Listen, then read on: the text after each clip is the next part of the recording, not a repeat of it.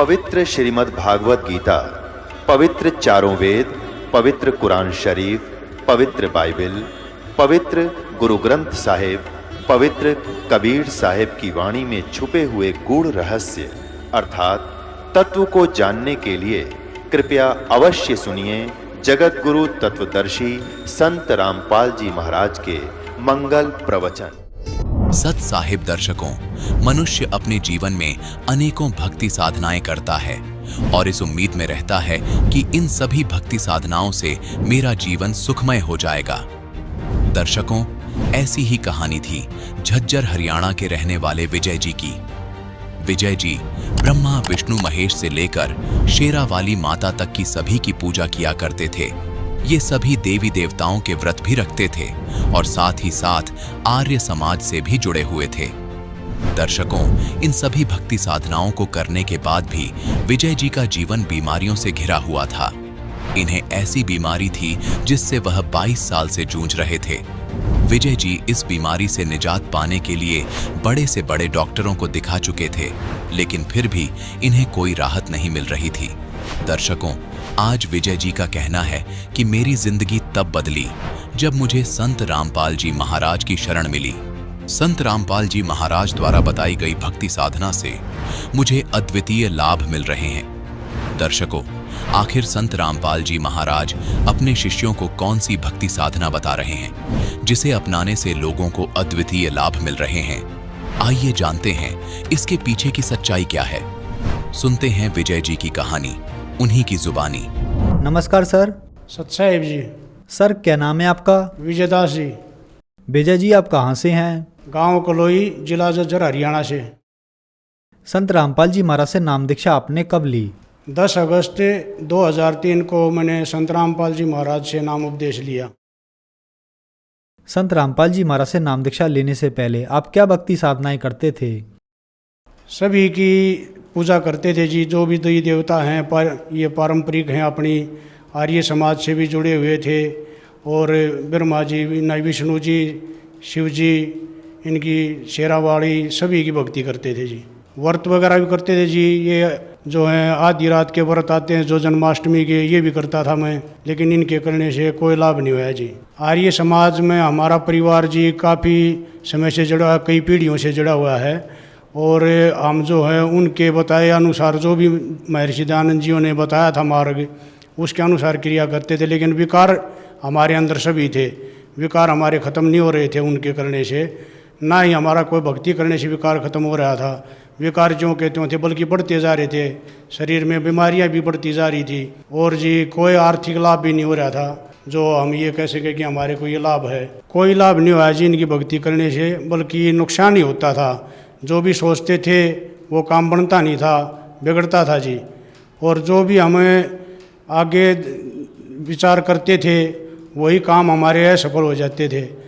और जी इनकी भक्ति करने से शारीरिक दुख भी शुरू हो गए थे जी।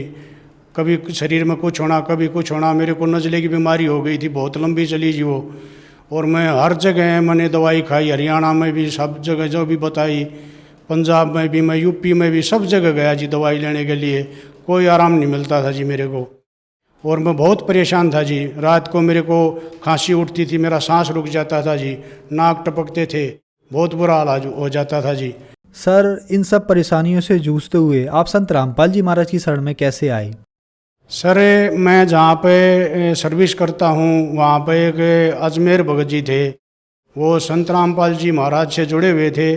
उनके साथ मेरी जो है ज्ञान चर्चा लगा लो, आपस में बहस होती थी इस विषय में, भक्ति के विषय में। अजमेर भगत जी ऐसे ऐसे बताते थे कि संत रामपाल जी महाराज जो है गीता जी में ऐसे लिखा है, वेदों में ऐसे लिखा है। तो मैं उससे बहस करता था कि महर्षि दयानंद के अलावा आज तक किसी ने वेदों के बारे में, गीता जी के बारे में नहीं बताया। ऐसा संत ये कौन है जो ये ज्ञान देता है? मैं तो इनसे मिलना चाहूँगा। तो अजमेर भगत जी ने बताया कि करोथा आश्रम है, वहाँ पे मेरे गुरुजी हैं, उनसे आप मिल सकते हो। तो ऐसे जो मेरे को वहाँ पर जाने का अवसर मिला। वो अजमेर भगत जी मेरे को लेके गए संत रामपाल जी महाराज के आश्रम में। तो मैं वहाँ पे गया तो मेरे को संत रामपाल जी महाराज के आश्रम में गया तो वहाँ से मैंने संत रामपाल जी महाराज से नाम उपदेश लिया और उसके बाद मेरा जीवन ही बदल गया। सर, संत रामपाल जी महाराज से नाम दीक्षा लेने के बाद आपको क्या लाभ प्राप्त हुए?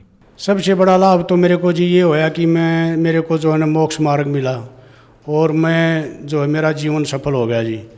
मैं बहुत परेशान था, इन जो पारिवारिक जो हमारी जो भक्ति थी उनसे और संत रामपाल जी महाराज की शरण में आने के बाद आर्थिक लाभ भी होया जी, आध्यात्मिक लाभ भी होया। और जी मैं बहुत नशे पते करता था जी, जिनसे पूरा परिवार परेशान रहता था जी। और संत रामपाल जी महाराज की शरण में आने के बाद मेरे सब नशे छूट गए जी। मेरा एक्सीडेंट हो गया 2014 में सर, वो उसमें मेरे एक्सीडेंट में जान जानी थी जी। मैं कोई उम्मीद नहीं थी, डॉक्टरों ने जवाब दे दिया था कि इसका कोई वो मतलब उम्मीद नहीं है बचने की। लेकिन संत रामपाल जी महाराज की दया से मेरे को जीवन दान मिला और मैं बिल्कुल ठीक हो गया और आज मैं अपना काम जो है ड्यूटी भी कर रहा हूँ और बिल्कुल स्वस्थ हूँ जी। संत रामपाल जी महाराज की कृपा से आज मैं आपके सामने बिल्कुल स्वस्थ खड़ा हूँ जी। और मेरे नज़ले की बीमारी थी सर, वो जो मैं सब जगह इलाज करवा चुका था, टीबी हॉस्पिटल में, पीजीआई में, राजस्थान में, पंजाब में, जिसने भी जहाँ बताया इसके इलाज के लिए मैं वहीं गया जी। ये 22-23 साल से था जी मेरे। और संत रामपाल जी महाराज की शरण में आने के बाद, उनसे नाम उपदेश लेने के बाद मेरे को कोई बीमारी नहीं रही जी, बिल्कुल स्वस्थ हो गया मैं। नज़ला तो ऐसे हो गया जैसे मेरा कभी होया ही नहीं था। पीजीआई में दिखाया था सर मैंने, टीबी हॉस्पिटल में दिखाया था, डॉक्टरों के नाम तो मुझे याद नहीं है, सरकारी हॉस्पिटल ही में इलाज करवाया था मैंने। गुड़गांव में मेदांता में भी मैंने इलाज करवाया जी, वहाँ से भी कोई आराम नहीं हुआ मेरे को। मैं धोखा पूजी भी बहुत की जी मैंने, जिसने भी जहाँ बताया मैंने ये कोशिश की कि मेरी बीमारी ठीक हो जाए, वहाँ पर धोख लगाया, वहाँ चले जाओ, ऐसे कई जगह गया जी मैं, लेकिन कोई आराम नहीं हुआ था जी मेरा। संत रामपाल जी महाराज से नाम उपदेश लेने के बाद मेरी बीमारी ये बगैर दवाई के ठीक हो गई सर। मैंने कोई भी दवाई नहीं लेनी पड़ी। नज़ले की भक्ति करने से, नाम की कमाई से मेरा जो है ना बिल्कुल जो शरीर जो है ना स्वस्थ हो गया। संत रामपाल जी महाराज से जिस दिन से मैंने नाम उपदेश लिया है 2003 से आज तक मेरे कोई बीमारी नहीं है। सभी मेरे नशे पते सब छूट गए, जो भी मैं सब नशे करता था मैं, सब नशे मेरे नाम उपदेश लेते ही छूट गए। पता नहीं मालिक की कैसी रजा हुई, मेरा नशा करने को दिल ही नहीं करता। बीड़ी शराब तम्बाकू इनको छूने का भी दिल नहीं करता, पीने की तो बहुत बड़ी बात है। ये सिर्फ संत रामपाल जी महाराज की कृपा है जो मैं आज बिल्कुल स्वस्थ हूँ और मेरे सभी विकार और शरीर के कष्ट सब ठीक हो गए जी। सर, आपका परिवार 3 पीढ़ियों से आर्य समाजी है। आर्य समाज का और संत रामपाल जी महाराज का काफी समय से मतभेद चल रहा है, क्या कारण है सर, क्या कहना चाहेंगे? सर, संत रामपाल जी महाराज ने आर्य समाज से कोई वो नहीं था, द्वेष नहीं था। उन्होंने जो है ना सच्चाई बताई है, सत्यार प्रकाश के बारे में उन्होंने विस्तार से बताया है, उसको खोल के देखा है। हम तो सिर्फ सुना था, हम तो सुनी सुनाई बातों पे लगे हुए थे, आर्य समाजी बने हुए थे, लेकिन विकार सारे करते थे जी। उनमें जब संत रामपाल जी महाराज ने हमारे को सत्यार प्रकाश खोल के दिखाया तो हमारे को ज्ञान होया कि इसके अंदर तो कोई भी ज्ञान का या समाज सुधार का या आध्यात्मिक मार्ग का कोई भी ज्ञान नहीं है। इसमें तो समाज को बिगाड़ने वाली बातें हैं, सुधारने वाली तो एक भी बात नहीं है। इसमें लिखा है कि 24 साल की लड़की 48 साल का लड़का, ये विवाह का जो है ना उत्तम समय है। कोई भी आर्य समाजी आज के दिन कोई 48 साल लड़का या 24 साल की लड़की करके शादी नहीं करता। शादी की उम्र तो यही है, 20 साल की लड़की, 18 साल की लड़की, 24-25 साल का लड़का। लेकिन उसमें लिखा है कि 48 साल का लड़का और 24 साल की लड़की का जो है ना उत्तम जो है विवाह का समय होता है, जो कि बाप और बेटी की एज का अंतर हो जाता है, जो कि बिल्कुल भी समाज सुधारक बातें नहीं है। उन्होंने लिखा है कि सूर्य पे जो है सृष्टि रचना है, वहाँ पर मनुष्य रहते हैं, वेदों को पढ़ा जाता है। इस तरह की झूठ बोल रखी हैं, जो कि सूर्य एक आग का गोला है, उस पर कोई भी ऐसा वो नहीं है जो वहाँ पर सृष्टि हो या जीव रहता हो। सत्यार प्रकाश में तो जी ऐसी ऐसी बातें लिखी हैं जो कि मैं आपको यहाँ पर बता भी नहीं सकता। आप खुद पढ़ के देख लेना उसमें क्या क्या लिखा हुआ है। ये समाज के सामने बताने लायक भी बातें नहीं हैं। अगर आप ने कोई मेरी बात पर शंका हो तो आप सत्यार प्रकाश का चौथा समोल्लास विस्तार से पढ़ के देखो। संत रामपाल जी महाराज ने सिर्फ शास्त्रों का और सत्यार प्रकाश की तुलना की थी कि हमारे वेद ये ज्ञान दे रहे हैं, वेदों में ये लिखा है, गीता जी में ये लिखा है, सत्यार प्रकाश में ये लिखा है। और इसी के विरोध में आर्य समाजियों ने उसका ज्ञान का जवाब जो है ज्ञान से नहीं दिया, बल्कि उन्होंने लठ उठा लिए। ये जो है इन आर्य समाजियों का जो है अपना उल्लू सीधा करना था कि हमारी रोजी रोटी को ये बंद कर देगा अगर ऐसे प्रचार करेगा और सच्चाई बताएगा सत्यार प्रकाश के बारे में। उन्होंने इसको छुपा के रखा है, इसके ज्ञान का कभी विस्तार नहीं किया आर्य समाजियों ने। लेकिन संत रामपाल जी महाराज ने सभी संतों का, सभी आर्य समाजियों की पुस्तकें जो भी हैं, सत्यार प्रकाश हो या और भी जो हैं, सभी को पढ़ के उनका विस्तार से निष्कर्ष निकाल के समाज के सामने दिया है और बताया है कि सत्यार प्रकाश और ये और संतों की जो पुस्तकें हैं ये ज्ञान दे रही हैं, लेकिन हमारे वेद जो हैं इसके विपरीत ज्ञान दे रहे हैं।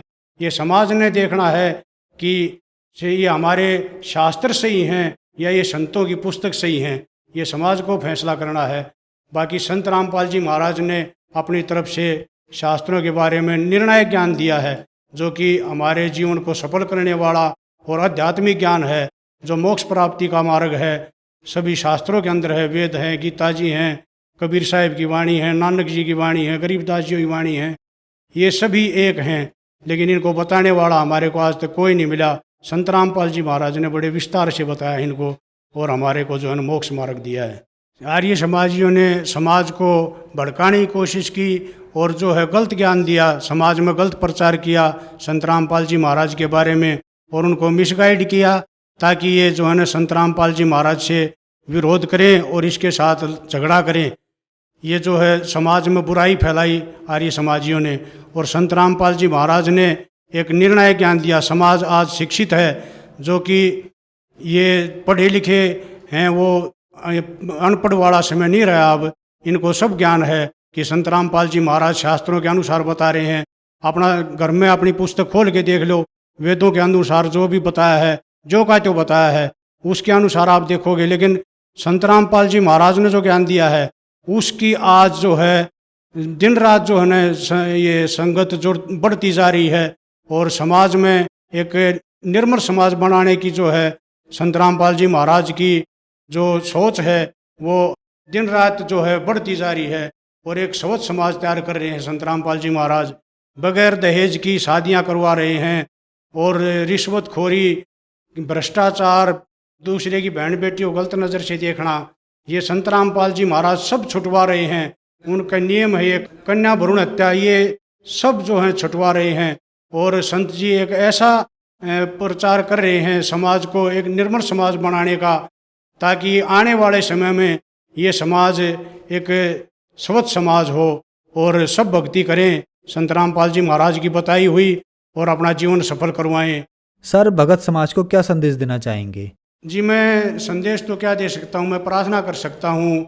जो भी पृथ्वी पर हैं इंसान, उन सभी से मैं ये प्रार्थना करना चाहता हूँ कि संत रामपाल जी महाराज की शरण में आओ और इनसे नाम उपदेश लेके, इनके नियमों में रह के, मर्यादा में रह के, और संत रामपाल जी महाराज द्वारा बताए गए भक्ति पे चल के देखो।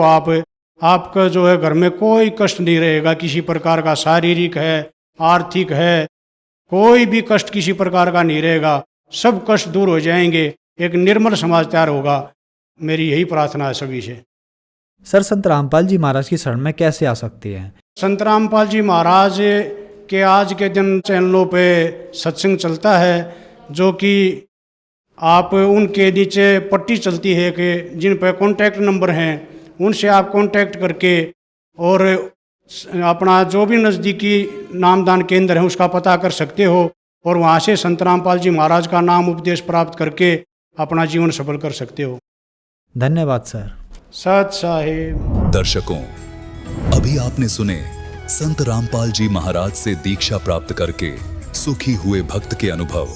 अब देखिए जगत गुरु तत्वदर्शी संत रामपाल जी महाराज के मंगल प्रवचन। परम पिता परमात्मा पूर्ण ब्रह्म सारी सृष्टि के रचनहार कबीर परमेश्वर जी की असीम रजा से आप सभी पुण्य आत्माएं परमात्मा की महिमा सुनने के लिए उपस्थित हुए हो। जब तक ये प्राणी सत्संग में नहीं आता तब तक इसको मनुष्य जीवन के लक्ष्य का ज्ञान नहीं होता। उससे पहले जैसे भी माहौल के अंदर वो पला है, जैसी भी क्रियाएं उसने देखी और सुनी है, जो भी ज्ञान उसको ग्रहण है, उसी को अंतिम मानकर और निश्चिंत होकर के अपने जीवन सफर पर चल रहा होता है। क्योंकि आसपास के अक्षेत्र में वही क्रियाएं होती हैं, वही ज्ञान होता है और वही सब भक्ति मार्ग होता है, जिस कारण से उस व्यक्ति को, उस प्राणी को कोई संदेह नहीं होता, शंका नहीं होती कि जो क्रिया और जो साधना, जो परंपरा, जो रीति रिवाज मैं कर रहा हूं, ये करने की नहीं है। वो यही सोच कर रहा होता है कि सभी कर रहे हैं तो ये सारी ठीक होंगी। कोई बकरीद मनाता है या कोई देवी पर बलि चढ़ाता है तो सभी अपनी क्रियाओं को सही मान रहे होते। तो इसलिए सत्संग की आवश्यकता होती है। सत्संग के अंदर परमात्मा का विधान बताया जाता है। परमात्मा के विधान को तोड़ने वालों को होने वाली हानि से अवगत कराया जाता है, परिचित कराया जाता है। और जो मर्यादा में रहकर साधना करते हैं उनको क्या बेनिफिट होगा वो भी बताया जाता है। तो इसलिए सत्संग की विशेष आवश्यकता है। हमने सत्संग मान रखा था कि संत कोई हो, वो जैसा ज्ञान देता है वो सत्संग ही होता है। नहीं, सत्संग के अर्थ से पता लगता है कि जहां सच्चाई का साथ हो वो सत्य संग होता है, अन्यथा वो सत्संग नहीं है, बेशक से उसका नाम सत्संग हो। तो वर्तमान के अंदर आज तक उन महापुरुषों को छोड़कर जिनको भगवान मिले, उनकी अमृतवाणी के अंदर सत्संग है, या स्वयं परमेश्वर ने आके जो ज्ञान दिया वो सत्संग है। हमारे सदग्रंथों के अंदर सत्संग है। और उन सदग्रंथों से हटकर उन महापुरुषों की वाणी से भिन्न कोई ज्ञान देता है, सत्संग करता है, वो डुप्लीकेट है। और डुप्लीकेट से आप खूब परिचित हैं। कोई डुप्लीकेट पासपोर्ट बनाता है, उस समय तो वो बिल्कुल ठीक लगता है आपको क्योंकि ज्ञान नहीं, और जिस समय उस पासपोर्ट की आवश्यकता पड़ेगी वहां पता चलेगा तो उस समय वो यूजलेस होगा, आपका सारा जीवन व्यर्थ हो चुका होगा। तो यहां आपको पूरे जीवन में या तो सत्संग से आप अपने उस पासपोर्ट को यानी अपने ज्ञान और साधना को सत्संग से ही तुलना कर सकते हो। सत्संग से उसको कंपेयर किया जा सकता है कि मेरा ज्ञान ठीक है, मेरी भक्ति ठीक है या नहीं। अन्यथा फिर आपको उस समय पता चलेगा जब आप धर्मराज के दरबार में खड़े होगे। उस समय आपका वो डुप्लीकेट नाम, डुप्लीकेट ज्ञान और वो डुप्लीकेट गुरु कुछ काम नहीं आएगा। उस समय बहुत देर हो चुकी होगी। तो इसलिए पुण्यात्माओं, सतर्क हो। बहुत जन्म खो दिए आपने इस भांग के बाड़े, नकली संतों के पास। आज दया बख्शी है परमात्मा ने आप अपने बच्चों पर, आपको शिक्षित किया है और परमात्मा ने इस दास को यहाँ आपके लिए भेजा है, तत्व ज्ञान युक्त किया है।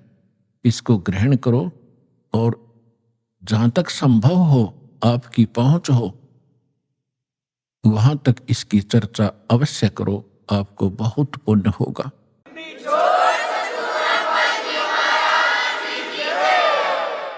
जिस प्रकार जंगल में भटके हुए व्यक्ति को और कोई हाथ पकड़कर सही मार्ग पर लाकर खड़ा कर दे, कितना बड़ा उपकार होता है, इतना ही उपकार आपको होगा उन भटके हुए प्राणियों को जो काल के दूतों में फंसकर अपना जीवन नाश कर रहे हैं।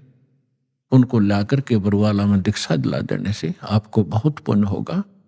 जैसे परमात्मा ने यहां तक कहा है कि 1000 गऊ हत्ते में कोई काट रहा हो कसाई, और उनसे छुटवा कर उनको बाहर अच्छी चरागाह में छोड़ दिया जाए, तो इतना पुण्य उस प्राणी को होगा जो एक जीव को काल के खेमे से निकाल के और सतलोक आश्रम में जोड़ देगा।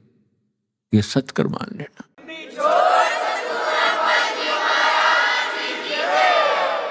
क्योंकि गलत साधना करके या भक्ति ना करके उस जीव को कितना कष्ट होना था भविष्य में। करोड़ों जीवन वो कुत्ते के भोगता, करोड़ों जीवन वो गधे के भोगता, लाखों जीवन वो कुत्ते कहीं पर और अन्य प्राणियों के भटकता, और फिर यहां आने के बाद उसका वो सारा झंझट समाप्त हो जाता। क्योंकि सतलोक आश्रम में सत्संग है और सतगुरु है, इन दोनों की आवश्यकता जीव को होती है। आपका सौभाग्य है कि आपको अब वो मनुष्य जीवन भी है, सत्संग और सतगुरु दोनों उपलब्ध है। अब विलंब ना करना, सबको समझाओ, आपका परम कर्तव्य बनता है। हम भी ऐसे भटक रहे थे, धक्के खा रहे थे, मनु अब पता चल रहा है पिछले जीवन में हमने क्या खट्या, कैसा जीवन नाश कर रहे थे, और खुश हो रहे थे क्योंकि कोई ये कहने वाला नहीं था कि तेरी दिशा गलत है, तेरा मार्ग गलत है, आप गलत जा रहे हो। कोई टोकने वाला नहीं था। तो तभी तो हमें सतर्क होना पड़ता है। कोई ये कहे तो इधर गलत जा रहे हो तो विचार करना पड़ता बुद्धिमान व्यक्ति को, इसने कैसे कहा ये। तो विचार करेगा तो फिर वो उसको मार्ग को त्यागे भीगा। तो सत्संग में आने से क्या लाभ होता है? सतगुरु के उपदेश का लाया एक विचार, जय सतगुरु मिलते नहीं जाते नरक द्वार। नरक द्वार में दूत सब करते खेचातान, उनसे कभू ना छूटता फिर फिरता चारों खानी। चार खानी में भरमता कबहू ना लगता पार, सो फेरा सब मिट गया मेरे सतगुरु के उपकार। 7 समुद्र की मसी करूं, लेखनी करूं बन राय, धरती का कागज करूं गुरु गुण लिखो न जाए। परमेश्वर ने अपनी महिमा बताने के लिए, आपको सही दिशा देने के लिए अधिक उदाहरण अपने ऊपर ही दिए हैं। क्योंकि परमात्मा कहीं खड़े हो जाते थे चौराहे पर और एक इकतारा लेकर के आवाज लगाते थे ताकि लोग इकट्ठे हों। जैसे कोई रीछ नचाने वाला खड़ा होकर डुडुगी बजाने लग जाता है, लोग अट्रैक्ट होते हैं, क्या हो रहा है देखें जाकर। तो आपके लिए परमात्मा ऐसे खड़े कर रहा है, ऐसे धाड़े भुगत रहा है, किसी प्रकार तुम्हें बुद्धि आवे। आप कहां पड़े हो, कभी विचार नहीं लगाया आपने। इस झूठे सुख को सुख कह ये मान रहा मनमोद, ये सकल चबीना काल का, कुछ मुख में कुछ गोद। तो खड़े होकर कहा करते परमात्मा, सतगुरु के उपदेश का लाया एक विचार, जय सतगुरु मिलते नहीं जाते नरक द्वार।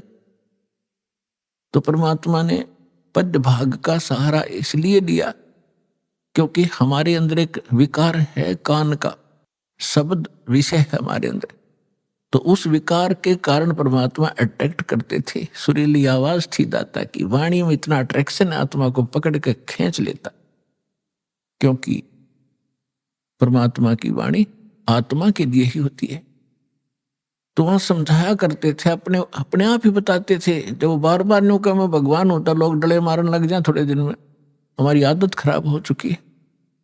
तो उन्होंने कहा कि भाई सतगुरु से उपदेश लेने के बाद अब हिसाब लगाया, उसका विचार किया कि सतगुरु के उपदेश का लाया एक विचार, जय सतगुरु मिलते नहीं, ये नकली गुरु भी हो और साधना भी गलत कर रहे हो, शास्त्र भी गीता का मनमाना आचरण कर रहे हो, उनका भी कोई लाभ नहीं। सतगुरु के उपदेश का लाया एक विचार और जय सतगुरु मिलते नहीं, जाते नरक द्वार। नरक द्वार में दूत सब करते खेचा तान, उनसे कभू ना छूटते, फिर फिरते चारों खान। जैसे ग्रुप के ग्रुप करोड़ों की संख्या में नकली संतों के पास हैं, ये सारे के सारे मृत्यु के उपरांत नरक में ठोके जाएंगे।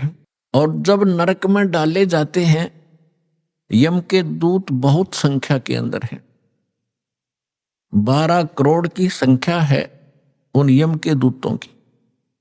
तो इनको जब आदेश हो जाता है धर्मराज का कि इतने इतने इतने इनको नरक डालो, जिनका अच्छे संस्कार उनको स्वर्ग भेज दिया। यहां तो इतना ही स्वर्ग या नरक 2 स्थान है,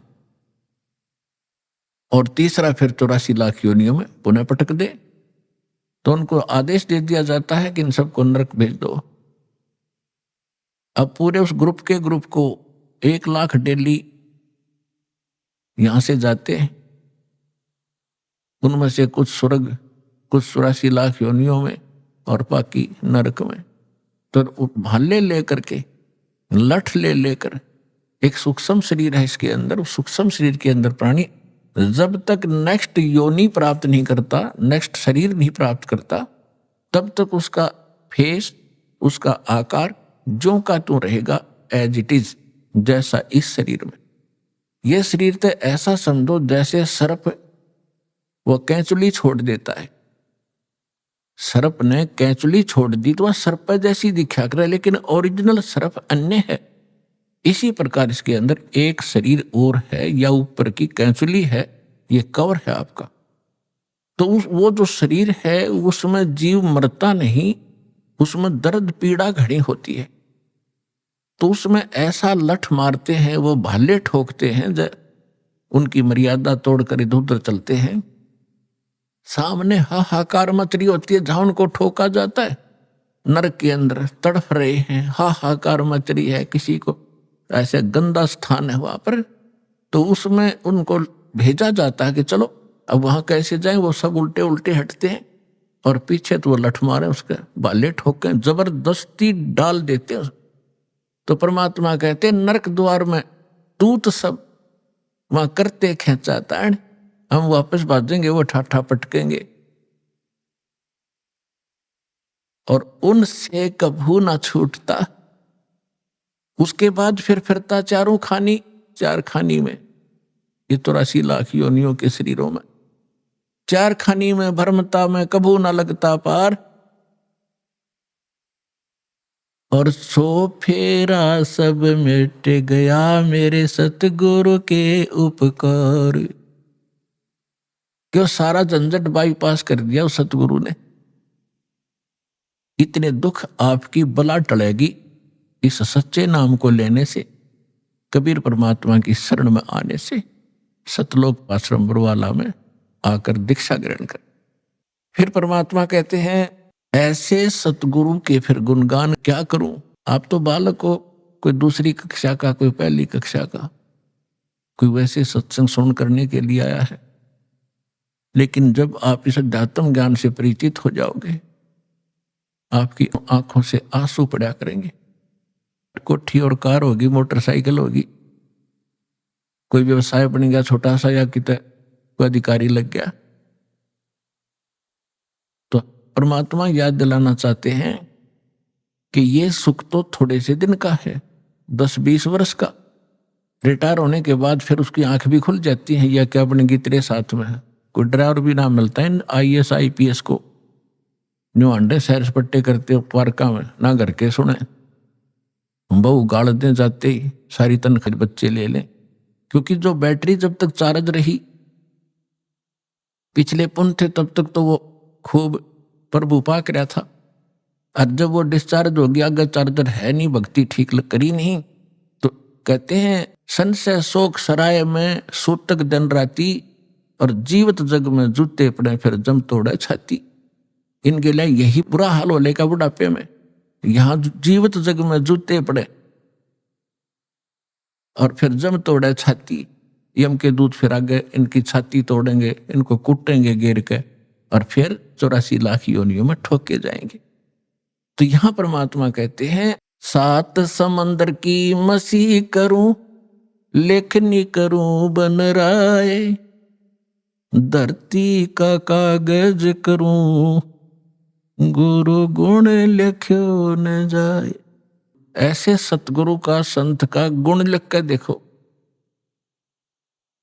पूरी पृथ्वी का कागज बना लूं, 7 समंदरों का इंक बना लूं शाही, और सभी वृक्षों की कलम बना लो, काट काट के छोल छोल के कितनी बन जाएंगी हिसाब लगा लो। और ये सारी खत्म हो जा, धरती जितना कागज भी समाप्त हो जाए, 7 समुद्रों की इंक भी शाही भी खत्म हो जा, और सब कलम भी घिस जाए, तो भी नहीं लिखा जा सकता। तो पुण्यात्माओं, परमात्मा कहते हैं भाई गुरु मानुष कर जानते, ते नर कहिए अंध, ओए दुखी संसार में आग काल के फंद। फिर क्या बताते हैं परमात्मा, सतगुरु के सिजदा करूं, कर्म छुटाए कोटि, और जो सतगुरु की निंदा करे, फिर जम तोड़ेंगे ओठ। कि ऐसे महापुरुष ने, जिसने हमारे को कितने पापों से बचा दिया, बीड़ी शराब मांस तमाकू के अवगुण बताकर उनसे छुटकारा दिलवाया, और ऐसे अनमोल भगवान की पहचान कराई, और ऐसा अनमोल मंत्र दे दिया जो आज तक ऋषि महर्षि और ब्रह्मा विष्णु महेश के कान भी नहीं पड़ा। तो फिर कहते हैं सतगुरु के सिजदा करूं, जिसने कर्म छुटाए कोट, करोड़ों कर्मों से बचा दिया। और जो ऐसे सतगुरु की निंदा करे, उसको घोर पाप लगता है, अर्थात वो फिर इतनी सजा का पात्र बनता है, जम यम के दूत उसके होठ तोड़ेंगे। होठ फोड़ेंगे मतलब कि ऐसा बुरी तरह पीटेंगे कितने लागो, ये नहीं देखेंगे इसके ये यहां नहीं मारेंगे होठों पर, तो कहते हैं उसके फिर जम तोड़ेंगे होठ। कहने का भाव यह है कि उसको बहुत भयंकर सजा मिलेगी। तो पुण्यात्माओं, सत्संग से ज्ञान होता है। जैसे आप कल के सत्संग में सुन रहे थे कि धर्मदास नाम के एक महापुरुष जैसा परमात्मा लीला करता है, उस आधार से उनको मिले। परमात्मा की गुणों में लिखा है कि वो परमात्मा प्रत्येक युग में ऐसी लीलाएं करता है।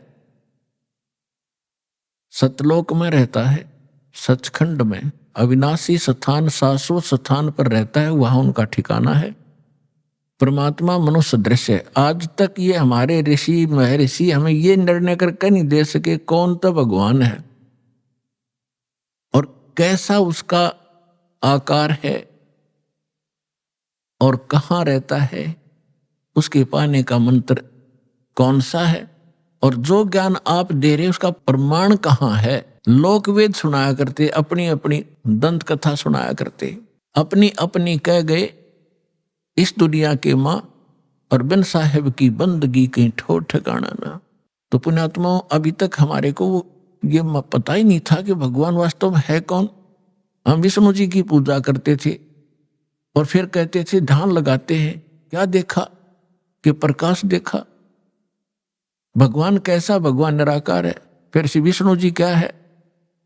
हमारी बुद्धि बालकों जैसी थी, स्थिर नहीं थी, हमें पता ही नहीं था, क्योंकि हमें गुरु ऐसे मिले थे। तो परमात्मा कहते हैं मां मुंडू उस संत की जिस तक संशय ना जावे। कहते इसे संत ने छोड़ दे तुरंत, जो शंका निवारण नहीं कर सकता सारी। तो आज तक हम जितने भी सत्संग सुना करते थे या अनुभव पढ़ा करते संतों के, उनसे संशय समाप्त नहीं होता था, लेकिन हम श्रद्धालु होने के नाते उनको पढ़ते ही रहते थे। तो परमात्मा का एक विधान है, परमात्मा उसी विधान अनुसार अपने सब कार्य करते हैं। परमेश्वर सतलोक में रहते हैं, जिसको गीता जी में शाश्वत स्थान कहा है, सनातन परमधाम कहते हैं। और वहां परमात्मा मनुष्य दृश्य है, एक सिंहासन पर विराजमान है। एक बहुत बड़ा गुम्बद है परमात्मा के ऊपर, बहुत बड़ा एक मंदिर नुमा आकार का, उसके सेंटर में परमात्मा का सिंहासन है। उसके ऊपर मुकुट धारण करके परमात्मा बैठे हैं और सिर पर सफेद छत्र है दाता का। और वहां परमात्मा के एक रोमकूप में करोड़ सूर्य मिला दे, करोड़ चंद्रमा, इनकी रोशनी भी फीकी पड़े, इतना नूर है दाता का। यहां आते हैं तो शोभा को कम कर लेते हैं, हल्का तेज पुंज का शरीर बना लेते हैं, सरल करके आते। यदि वो इसी रूप में यहां आ जाए तो हमारी चरम दृष्टि देख नहीं सकती, जैसे उल्लू सूर्य को नहीं देख सकता। इसलिए परमात्मा एक अपने तेज पुंज का हल्का शरीर बनाकर आते हैं, और वो मनुष्य दर्श तो है ही हैं, अपने एज इट इज रूप में हमसे मिलते हैं, बातें करते हैं। लेकिन हमारे को ज्ञान गलत प्राप्त होता है, परमात्मा की डेफिनेशन गलत हमने ग्रहण कर रखी होती, इसलिए हम भगवान को निराकार मानते रहते हैं, उनको संत मान करके फ्री कर देते थे। तो धर्मदास जी को सतगुरु मिले। पहले वो भी ऐसे भ्रमित थे, लोकवेद के आधार से साधना कर रहे थे। परमेश्वर कबीर साहब जी कहते हैं, जब आपको ये अध्यात्म ज्ञान होगा तो आप क्या कहोगे? पीछे लग गया जाऊं था मैं लोकवेद के साथ, रस्ते में सतगुरु मिले दीपक दे दिया हाथ। लोकवेद होता है दंत कथा, अक्षेत्रीय ज्ञान, जिस क्षेत्र में जैसी परंपराएं, जैसी साधना होती है उसको लोक वेद कहते हैं। वो सबके मुंह पर चढ़ा हुआ होता है कि ये भगवान है, ये भगवान है।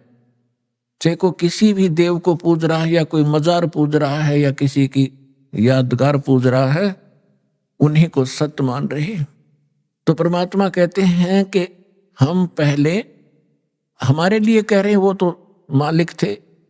जैसे दास पहले भगवान विष्णु जी का पुजारी था, और साथ में शंकर जी को भी पैरेलल आदर दिया करते थे। हनुमान जी का विशेष पुजारी था, और भी अपना जो परंपरागत देवता बाबा श्याम जी या नारी पूजा थी। तो ये लोक वेद के आधार से हम साधना कर रहे थे, ये यथार्थ भक्ति मार्ग और ज्ञान नहीं था। और जब ये मार्ग मिला परम पूज्य परमेश्वर के श्रेष्ठ आत्मा, पुण्य आत्मा स्वामी रामदेवानंद जी दास को मिले, उन्होंने दास को एक दीपक दे दिया तत्व ज्ञान रूपी, कि अब आप अंधेरे में भटक रहे हो, आपके पास कोई मार्ग नहीं है जिसकी रोशनी में आप ठीक चल सके। तो उस तत्व ज्ञान रूपी दीपक के रोशनी में दास फिर सीधा चला, तो आज सफलता मिली। तो परमात्मा कहते हैं, पीछे लग गया जाऊं था मैं लोक वेद के साथ, रस्ते में सतगुरु मिले।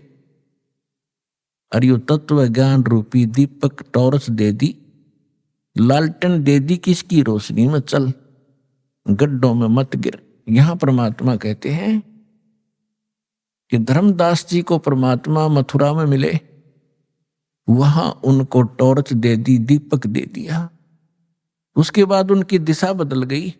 तो इसी प्रकार कल आपको सत्संग में सुनाया गया था कि धर्मदास जी को परमात्मा मिले, लेकिन हमारे अंदर इतना खचड़ा भर गया है ये अज्ञान का, ये जल्दी से समाप्त नहीं होता। दीक्षा भी ले ली, धर्मदास जी ने भगवान को देख भी लिया, लेकिन वो पुरानी कथाएं, पुराना रंग, वो पेंट कहीं ना कहीं किसी कोने में दबा ही रहता है। एक दिन धर्मदास जी ने प्रश्न किया कि हे परमेश्वर, अक्षमा करना अपने किंकर को, मैं पामर प्राणी हूं, लेकिन दाता मुझ नालायक व्यक्ति के अंदर कुछ ऐसी शंकाएं किसी कोने में और जमा हैं, दाता उनका भी समाधान कीजिए। परमेश्वर ने कहा, बोल भाई, जब तक शंका तेरी समाप्त नहीं होगी तू भक्ति खाक करेगा। उसने कहा, भगवान देखो, आप कहते हो कि भगवान विष्णु, भगवान कृष्ण, भगवान श्री राम, इनमें कोई शक्ति नहीं थी, ये कोई कुछ नहीं कर सकते। हमने कथाएं सुनी अपने पहले वाले गुरुओं से कि भगवान श्री कृष्ण ने मोर ध्वज के पुत्र ताम्र ध्वज को आरे से दो फाड़ करवा के चिरवा के मृत्यु को प्राप्त हो गया था, उसको जीवित कर दिया भगवान। अब ये बात मेरे गले नहीं उतर रही, क्या उनमें शक्ति नहीं थी? भगवान श्री कृष्ण ने, सुदामा उसका मित्र था, दारिद्र बहुत घना था, उसमें बहुत ही निर्धन व्यक्ति था, क्लास फेलो था उनका। एक दिन उनके पास गया जब वो द्वारका के राजा थे, और भगवान 2 मुट्ठी चावल खा के और उसका सुंदर महल बना दिया और घना धन दे दिया उसको।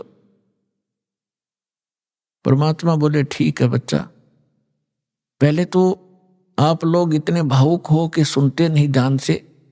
परमेश्वर ने कहा कि मैं ये नहीं कह रहा कि ब्रह्मा विष्णु महेश में कोई शक्ति नहीं, ये कुछ नहीं कर सकते। परमात्मा कहते थे कि तुम इनको समर्थ मानते थे, कि ये समर्थ भगवान है, सारी सृष्टि के रचनहार हैं, ये अजन्मा है, इनकी मृत्यु जन्म नहीं होता, इनके कोई माता पिता नहीं।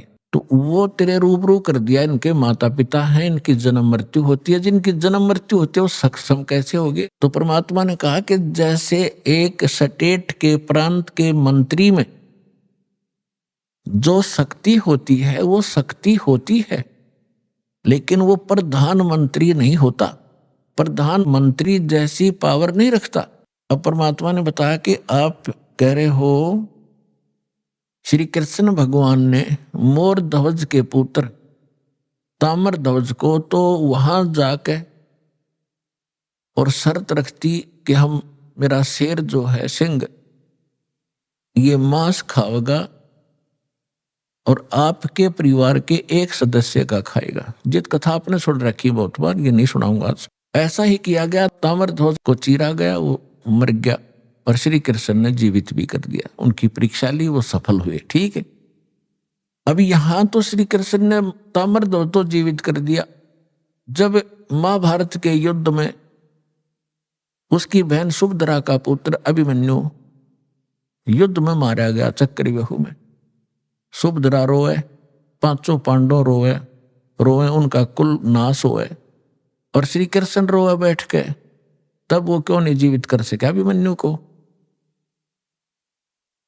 अब हमारी इतनी बुद्धि थी, धर्मदास चुप हो गया। कहा भगवान, या तो बात कभी ध्यान में आई ही नहीं हमारे। इसलिए परमात्मा कहते हैं, गुरु बिन काहु न पाया ज्ञाना, जो थोथा भूषड़ मूड किसाना। तुम थोथा भूषड़ रहे थे अभी तक, और सारे तुम्हारे गुरु सिर पैर तानी कथा सुना दे राम बिलनी की, बस खाई रोटी जाओ जय बोलो। ये कोई कहानी थी? ये कोई ज्ञान था तुम्हारा? तो परमात्मा से धर्मदास जी ने पूछा कि भगवान फिर कारण क्या था? कारण ये था कि ताम्र ध्वज की आयु शेष थी, और इतनी शक्ति ये रखते हैं, ये तो ऋषि महर्षि रखते हैं। ऐसी तो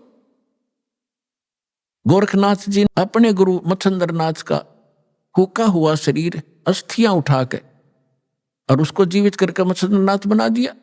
श्री कृष्ण जी ने केकला तोड़ दिया, क्योंकि जब तक शेष आयु है, ये आयु नहीं बढ़ा सकते तुम्हारे भगवान। ताम्र ध्वज की आयु शेष थी, इसने जीवित कर दिया। और अभिमन्यु की आयु नहीं थी, इतना ही संस्कार था, उसको जीवित नहीं कर सके। समर्थ का शरणाग हो रंग होरियो, भाई कदे न हो ए काज राम रंग होरी हो। होरी मान खुशी के समर्थ की शरण ग्रहण करो। अगर आपकी आयु भी ना होगी तो भी वो परमात्मा आपकी आयु बढ़ा सकता है, समर्थ। इसका वेद प्रमाण देते हैं। ऋग्वेद मंडल नंबर 10 सूक्त 161 मंत्र 2 में स्पष्ट किया हुआ है कि परमात्मा रोगी को भी स्वस्थ कर सकता है, उसकी आयु भी शेष ना रही हो और धर्मराज के पास भी चला गया हो, वहां से भी छुटवा के ला सकता है।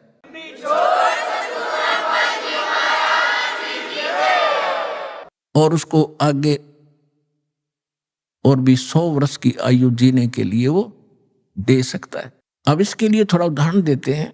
एक समय सिकंदर लोधी दिल्ली के बादशाह को एक भयंकर रोग हो गया, क्योंकि सिकंदर लोधी जो था एक क्रूर राजा था, मुसलमान धर्म में जन्मा था, जिस कारण से अपने काजी और मुल्लाओं के द्वारा बताए गए आधार से वो बाई फोर्स मुसलमान बनाता था हिंदुओं को, और राजा होकर और भी बहुत भेदभाव रखता था हिंदू और मुसलमानों में। तो जिस कारण से उसको दंड अपने किए का भोगना तो था ही, उसको एक ऐसा रोग हो गया, ऐसा जलन का रोग बन गया कि उसने सारा इलाज करा लिया, अपने मौलवियों से, काजियों से, मुल्लाओं से, सब दरगाहों पर मन्नत मान ली, सारी क्रियाएं कर ली, बलि चढ़ा ली। फिर हिंदू धर्म के भी जो धार्मिक गुरु थे उनसे भी क्रियाएं करवा ली, अवंताएं करवा लिया, और साथ में बड़े से बड़े वैद पूरे उसके राष्ट्र में जहां भी किसी वैद का नाम सुना उसी को पकड़ लाए और आके कह दिया कि मुंह मांगा पैसा देंगे, मेरा रोग खत्म हो। अभी आपने सुने संत रामपाल जी महाराज के मंगल प्रवचन। आइए अब सुनते हैं संत रामपाल जी महाराज से नाम दीक्षा लेकर सतभक्ति करके अद्भुत लाभ प्राप्त करने वाले अनुयायी के विचार। दर्शकों, मनुष्य अक्सर अपनी परेशानियों से निजात पाने के लिए परमात्मा की तलाश करता है। वह परमात्मा प्राप्ति के लिए तीर्थ पर भी जाता है, व्रत भी करता है और सभी पूजा पाठ भी करता है। और जब इन सब चीजों से बात नहीं बनती तो वह शरण लेता है गुरु की, और यदि गुरु भी गलत मिल जाए तो वह उसका सबसे बड़ा दुर्भाग्य होता है। दर्शकों, ऐसी ही कहानी थी राजस्थान के रहने वाले रूपदास जी की। रूपदास जी सभी देवी देवताओं की पूजा किया करते थे, और जब इन्हें इन देवी देवताओं की पूजा करने से कोई लाभ नहीं मिला तो इन्होंने सहारा लिया निरंकारी पंथ का। लेकिन दर्शकों, आपको जानकर हैरानी होगी कि आज रूपदास जी ने निरंकारी पंथ को छोड़कर संत रामपाल जी महाराज को अपना गुरु बना लिया है। दर्शकों, आखिर संत रामपाल जी महाराज ऐसा कौन सा ज्ञान बता रहे हैं कि श्रद्धालु अन्य पंथों को छोड़कर संत रामपाल जी महाराज की शरण में खींचे चले आ रहे हैं? इसके पीछे का मुख्य कारण क्या है? आइए जानते हैं रूपदास जी की कहानी उन्हीं की जुबानी। नमस्कार सर। सत साहिब। क्या नाम है जी आपका? सर मेरा नाम भगत रूपदास, गांव चतुरपुरा, तहसील बानसूर, जिला अलवर का रहने वाला हूँ। सर, संत रामपाल जी महाराज से नाम दीक्षा आपने कब ली? सर मैं संत रामपाल दास जी महाराज से 14 जून 2012 में नाम दीक्षा ली थी। संत रामपाल जी महाराज से नाम दीक्षा लेने से पहले क्या आप कोई भक्ति साधना करते थे? हाँ, भक्ति साधना साहब खूब करी। पहले तो हिंदू धर्म से थे तो ब्रह्मा विष्णु महेश की खूब भक्ति करी।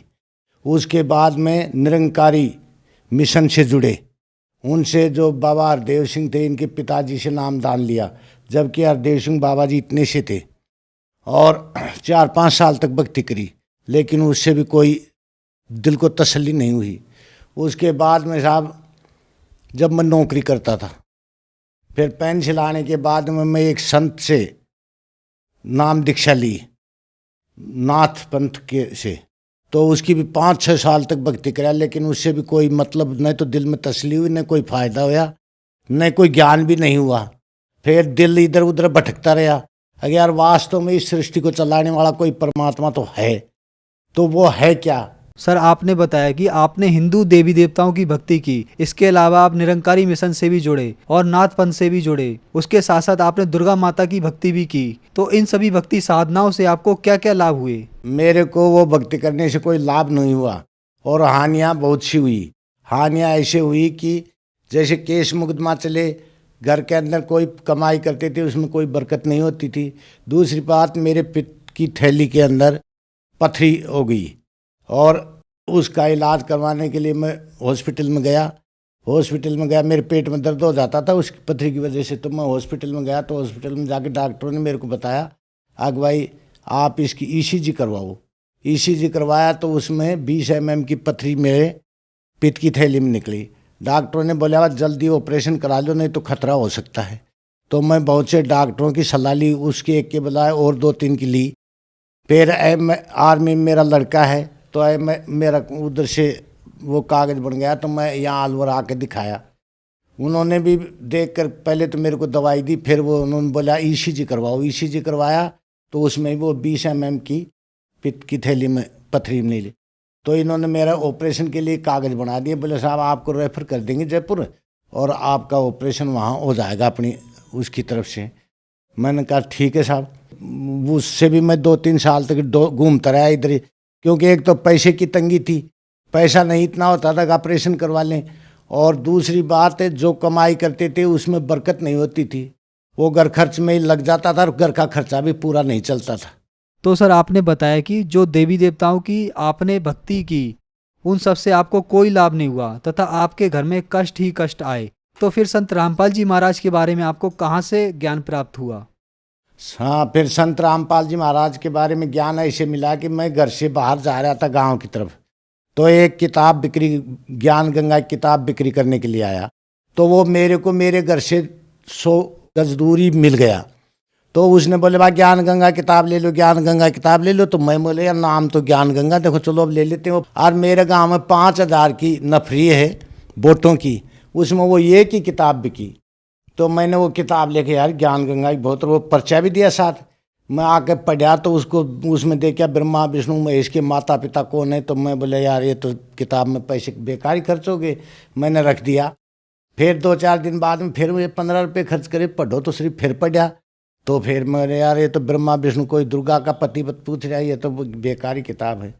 फिर और 5-7 दिन बाद में जब मैंने उसको, मैं 15 रुपये खर्च करे पढ़ो तो सही, तब मैंने उसको पढ़ा। तो पढ़ते पढ़ते जैसे जैसे आगे बढ़ा तो मेरा बस दीन दुनिया ही बदल गया।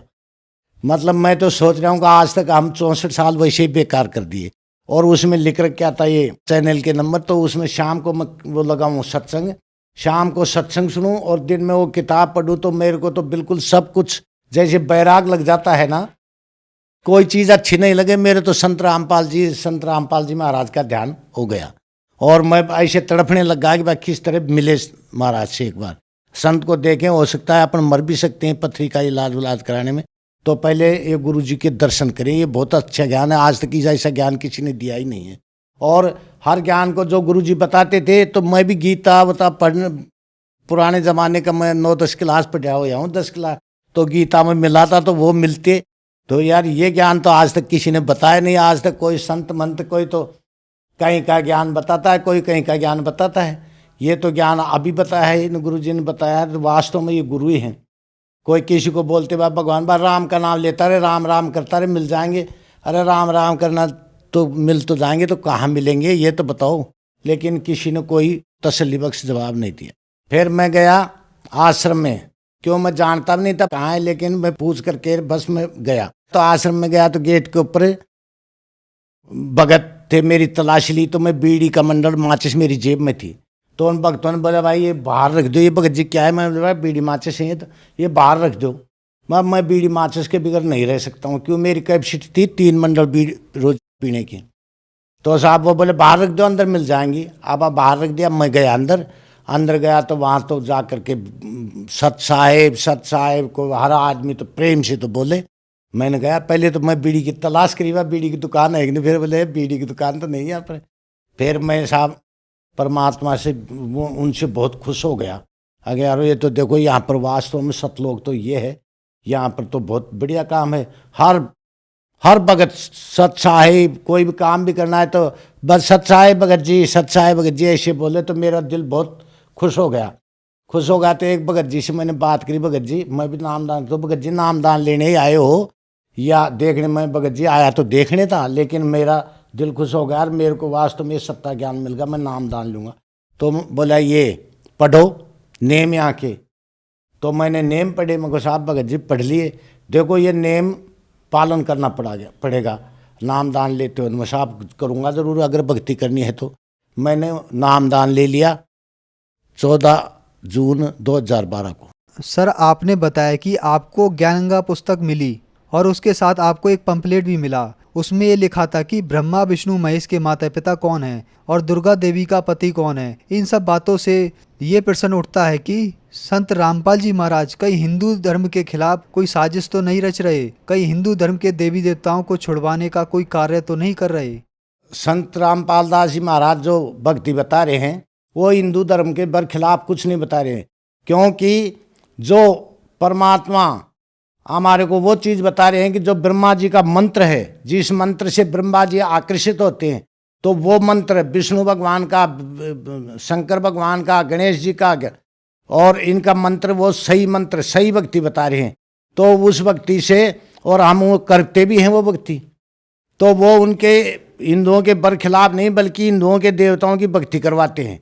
और ये जो नकली संत हैं, भक्त हैं, वो उनकी वास्तविक भक्ति, उनका मंत्र ही नहीं जानते, न उनकी भक्ति करवाते हैं। और संत रामपाल दास जी महाराज बोलते हैं अगर पहली से प्राइमरी तक नहीं पढ़ोगे तो आगे कॉलेज में कैसे जाओगे। इसलिए देवता कोई भी कम नहीं है, देवता मानने योग्य हैं, लेकिन उनकी कैपेसिटी, ताकत कितनी है, किसको कितनी पावर है, वो बताते हैं और सतनाम बताते हैं, सत भक्ति करवाते हैं। जो वो सच्चा मंत्र देते हैं गुरु महाराज, उसके वजह से हर आदमी को, हर व्यक्ति को, जो भी भक्त नाम दान लेता है उसको अच्छा लाभ होता है, घर की परेशानी मिट जाती है। जैसे गेहूँ बोते, गेहूँ प्राप्त करने के लिए तो तूड़ा साथ मिलता है उसका भूसा, उसी तरह परमात्मा जो मोक्ष वाला मंत्र तो है ही है, लेकिन साथ साथ इस संसार का सुख भी देते हैं। और ये देवी देवताओं का मंत्र वो बताते हैं जिससे इनके पावर की, इनकी शक्ति होती है, उतना फायदा हम लोगों को ये देते हैं।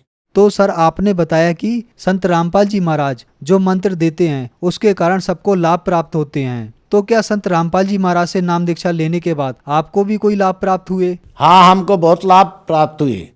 संत रामपाल जी महाराज जब नाम दीक्षा देने के बाद में, जबकि हमारे घर में तंगी रहती थी पैसे की, वो खूब आनंद हो गया। आज खूब काफ़ी मौज है। जो पहले मेरे बीमारी पथरी की थी, तो पथरी की बीमारी, वो दर्द होता था पेट के अंदर और न कुछ काम कर सकता था। तो मैं संत रामपाल दास जी महाराज से जब नाम दान लिया और उन्होंने मेरे सिर पर हाथ रखा, उसके बाद में वो मेरी पथरी कट गई और मेरा वो दर्द होना, जो पेट में दर्द होता था, वो खत्म हो गया। घर की जो कमजोरी थी वो दूर हो गई। आपको संत रामपाल जी महाराज से नाम दीक्षा लेने के बाद आर्थिक लाभ हुए, आपकी पथरी की बीमारी भी ठीक हुई। तो जो श्रद्धालु आज आपको देख रहे हैं उनको आप क्या संदेश देना चाहोगे? आज जो श्रद्धालु मेरे को देख रहे हैं उनको संदेश तो मैं नहीं देना चाहूँगा, लेकिन मैं उनसे प्रार्थना करूँगा कि संत रामपाल दास जी का, महाराज का ज्ञान देखें, पढ़ें, सत्संग सुने और अपने शास्त्रों से मिलाएं। और शास्त्रों से मिलाने के बाद में जैसे ही समझ में आता है तो दौड़ करके आए और ये ज्ञान लेकर के अपनी मुक्ति करवाए, संसार से पार हों। संत रामपाल जी महाराज से नाम दीक्षा कैसे ले सकते हैं? संत रामपाल दास जी महाराज का कई चैनलों के ऊपर सत्संग आता है। उस सत्संग के नीचे एक पीली पट्टी आती है, पीली पट्टी के अंदर फ़ोन नंबर लिखे हुए होते हैं, उससे फ़ोन करो। और जैसे कोई अलवर ज़िले का है तो वो वहाँ फ़ोन करो, वहाँ बताओ अलवर ज़िला का, तो वो बताएंगे वहाँ से कि भाई आपके नामदान केंद्र अलवर ज़िले में फलानी जगह है, वहाँ जाओ और अपना नामदान लो और अपना कल्याण कराओ। धन्यवाद सर। सत साहिब।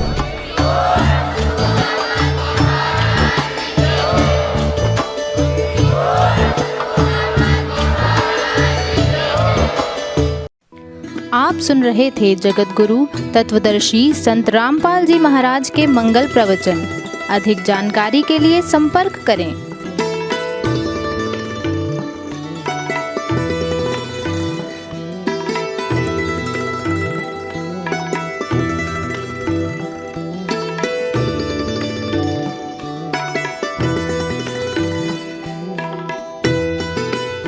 जगत गुरु तत्वदर्शी संत रामपाल जी महाराज जी के पावन सानिध्य में भक्ति की अलख जगाने तथा श्रद्धालुओं को सत्य भक्ति मार्ग का रास्ता दिखाने हेतु कनाडा के लोकप्रिय channel the TV NRI channel पर जगत गुरु तत्वदर्शी संत रामपाल जी महाराज जी के मंगल प्रवचनों का प्रसारण प्रतिदिन सुबह 7:30 बजे से 8:30 बजे तक तथा रात्रि 7:30 बजे से 8:30 बजे तक किया जा रहा है। इस सत्य भक्ति मार्ग को अपनाने के लिए अधिक से अधिक सत्संग प्रसारण देखें। इस सत्संग प्रवचन का सीधा प्रसारण संत रामपाल जी महाराज लाइव सत्संग YouTube चैनल और जगत गुरु संत रामपाल जी महाराज Facebook पेज पर भी देख सकते हैं।